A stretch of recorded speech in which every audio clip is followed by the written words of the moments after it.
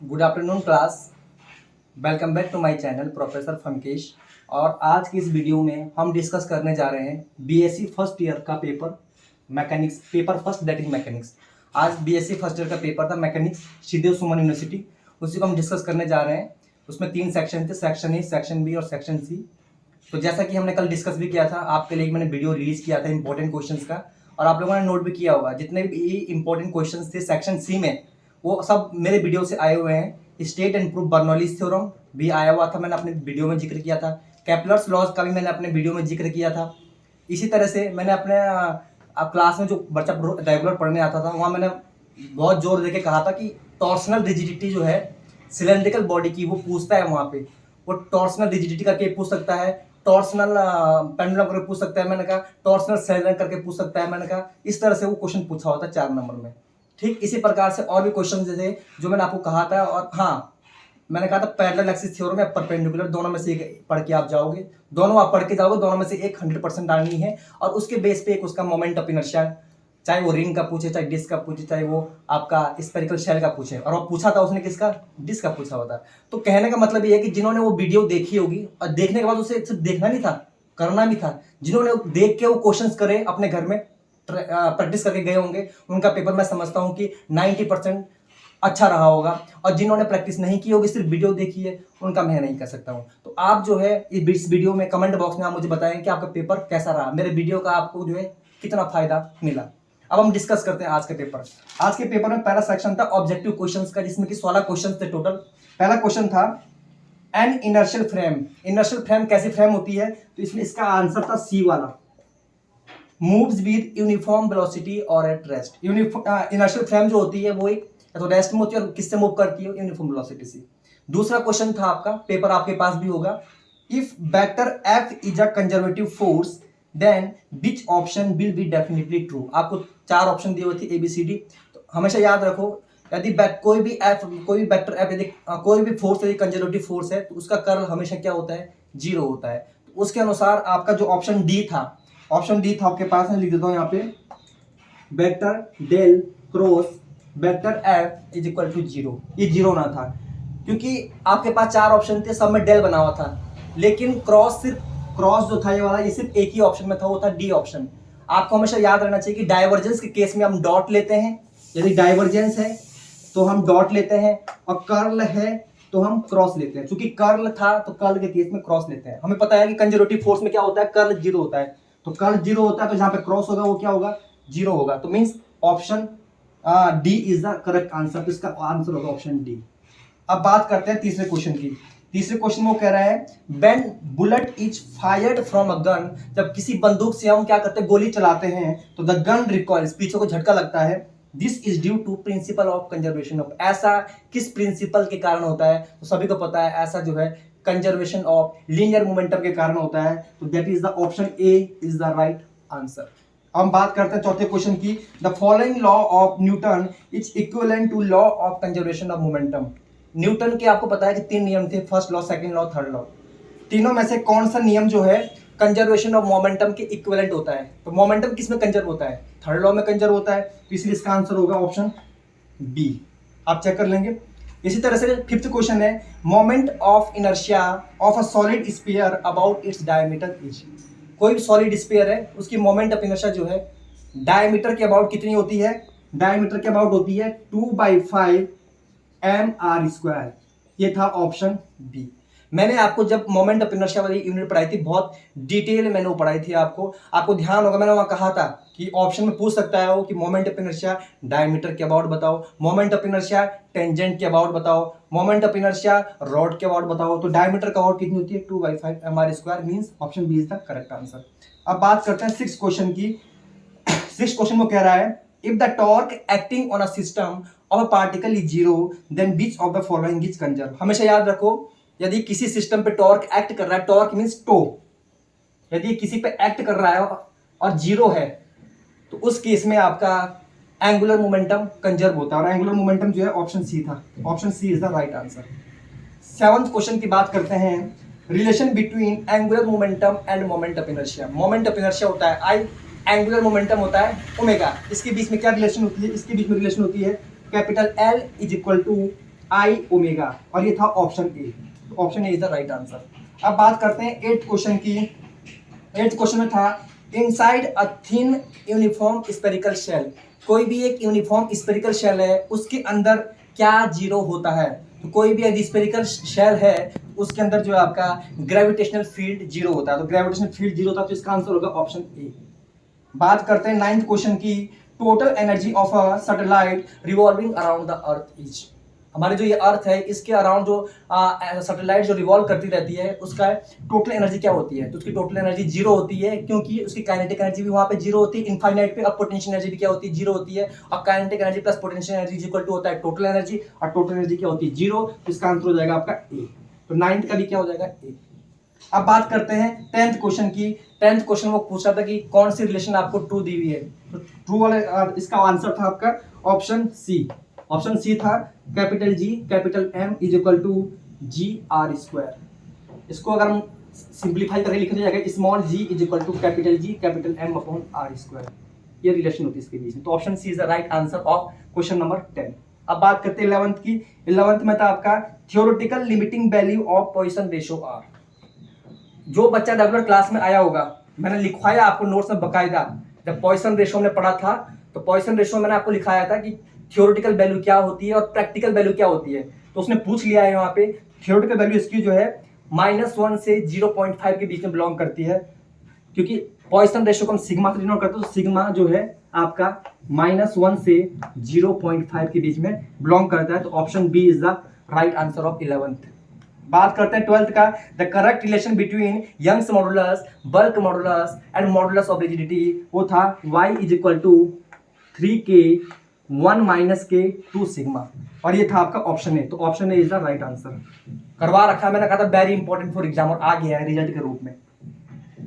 13 question very very important, मैंने class में कहा भी था। उसने एमसीक्यू में भी पूछा है और 4 नंबर में भी पूछा है। क्वेश्चन है the torsional rigidity of a rod, कोई भी रॉड है सिलेंड्रिकल रॉड है, उसकी टॉर्सनल रिजिडिटी जो है किसके डायरेक्टली प्रोपोर्शनल होती है? तो ये प्रोपोर्शनल होती है रेडियस के। तो इसका आंसर है ऑप्शन डी।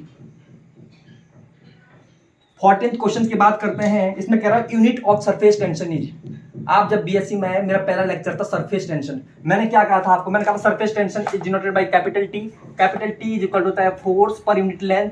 फोर्स की यूनिट क्या होती है? न्यूटन पर। लेंथ की क्या होती है? मीटर। तो न्यूटन पर मीटर। जब न्यूटन पर मीटर कहाँ दिया होता है आपका? न्यूटन पर मीटर दिया होता है ऑप्शन सी में। तो option C is the right answer of question number 14। अब बात करते हैं क्वेश्चन नंबर 15 की। On adding salt in pure water its surface tension. वो कह रहा है कोई साफ पानी है, उस साफ पानी में यदि मैं नमक डाल देता हूं तो ऐसा करने से उसके सरफेस टेंशन पे क्या इफेक्ट पड़ेगा? यदि आपने पहला लेक्चर सुना हो, मेरा क्लास में आए हो, तो मैंने बताया था कौन कौन से फैक्टर्स होते हैं जो सरफेस टेंशन को अफेक्ट करते हैं। तो मैंने कहा था टेम्परेचर पे भी डिपेंड करता है, नेचर ऑफ टेम्परेचर, और इम्प्योरिटी पे भी डिपेंड करता है। तो उसमें था ये सॉल्ट वाला, मैंने क्लास में एग्जाम्पल भी दिया था आपको कि हम सॉल्ट डालते हैं तो पानी में, तो उसका सरफेस टेंशन क्या होता है? इंक्रीज हो जाता है। बहुत सारे बच्चों ने लिखा है डिक्रीज। तो इसका आंसर हो जाएगा ए। And the last question is flight of an airplane is related with, जहाज की जो पंखुड़ियां होती, पंख होते हैं, वो किसके थ्योरम पे बेस्ड है?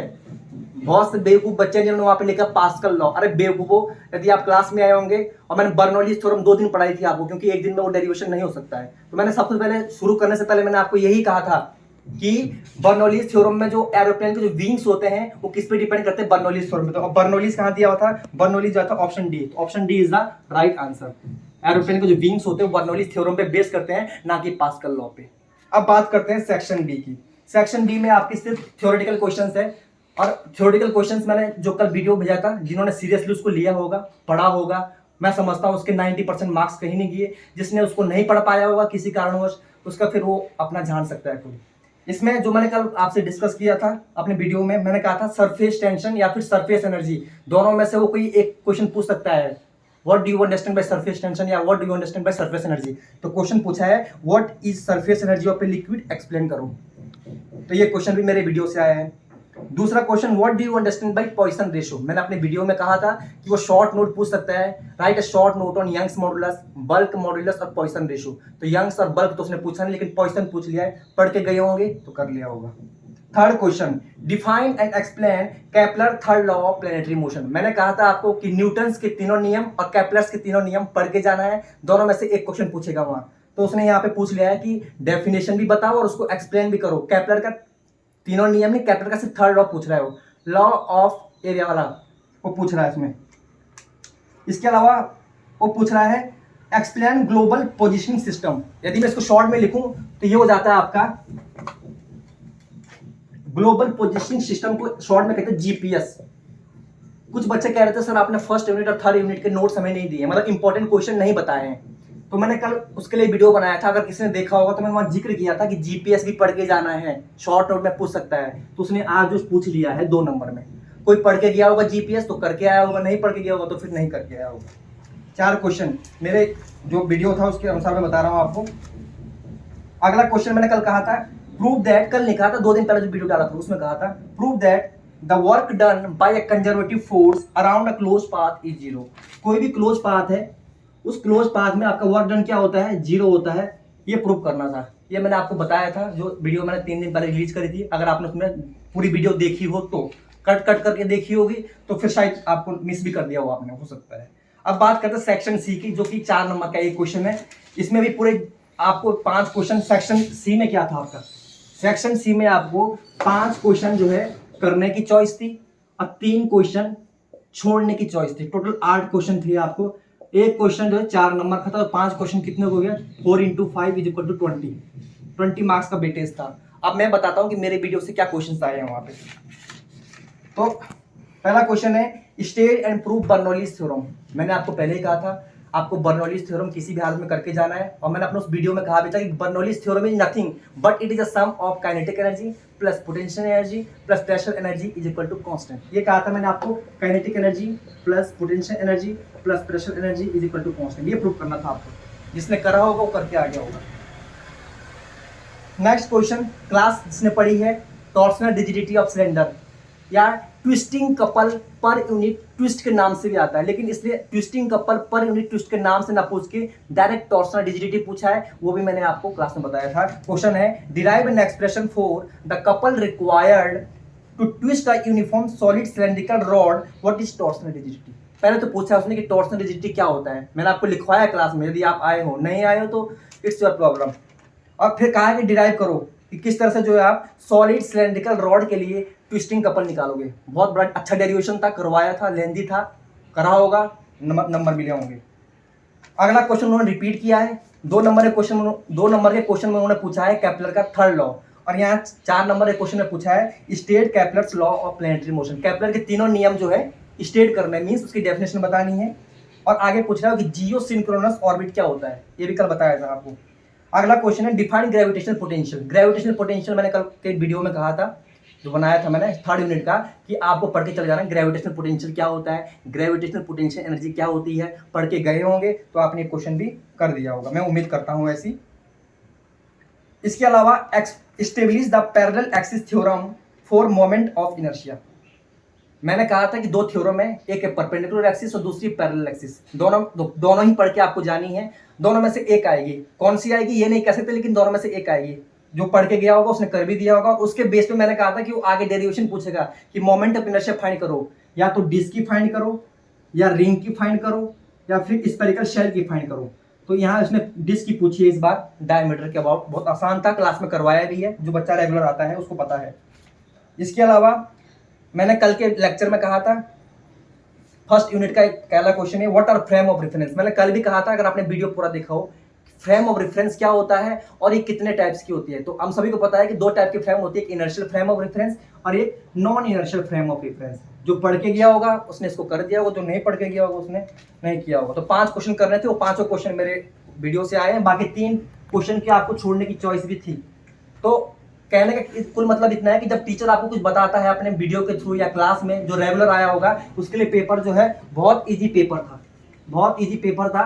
मतलब वो 80 to 85% मार्क्स इजीली गॉट कर सकता है यदि वो रेगुलर क्लास में आया हो। और कल का जो वीडियो था उसने वो उसको देख के उन क्वेश्चंस को घर में किया होगा, तो मैं समझता हूँ पेपर कुछ भी इस पेपर में करने लायक नहीं था। हाँ, अगर वो अलग बात है कि आपने वीडियो देखा और उन क्वेश्चंस को आप कर नहीं पाए, टाइम नहीं दे पाए, तो फिर कुछ नहीं हो सकता है। बाकी आप मुझे कमेंट्स बॉक्स में बता दें कि आपका पेपर कैसा हुआ, मेरा जो लास्ट लेक्चर था इंपॉर्टेंट क्वेश्चन का, उससे आपको कितना बेनिफिट हुआ एंड ऑल। बाकी आगे के पेपर के लिए आपका इलेक्ट्रिसिटी मैग्नेटिज्म है, वेव्स एंड ऑसिलेशन है, उसके लिए आपको ऑल द वेरी बेस्ट, शुभकामनाएं। उसके लिए आप वैसे मेहनत करें। हाँ, आपका लक है कि संडे का आपको गैप मिल गया है, उस दिन आपका एनवायरनमेंट का पेपर था, लेकिन हालांकि वो आप शिफ्ट हो गया 17 जुलाई के लिए, तो आप उसमें उस गैप में उसका फायदा उठाएं। और जो आज कमी रह गई आज के पेपर में, किसी का अगर अच्छा नहीं हुआ है तो उसको भी अपना मूड खराब नहीं करना है और नेक्स्ट पेपर के लिए अच्छे से प्रिपेयर करना है और अनुचित माध्यम का उपयोग नहीं करना है। आज एक लड़का पकड़ा गया चीटिंग में, रेस्ट्रिक्शन हो गया है, तो ऐसे प्रयोग ना करें। भले ही बैक आ जाए वो ठीक है, लेकिन अनुचित माध्यम का प्रयोग ना करें। मोबाइल लेके ना जाएं, हाथ में लिख के ना लाएं, पेपर में टिक ना लगाएं। अपना जितना आता है उतने मेहनत से करें। तो इतना ही रखते हैं। बाकी आपका जो भी है कमेंट बॉक्स में आप मुझे सभी के आंसर चाहिए कैसा पेपर होगा। Thank you so much.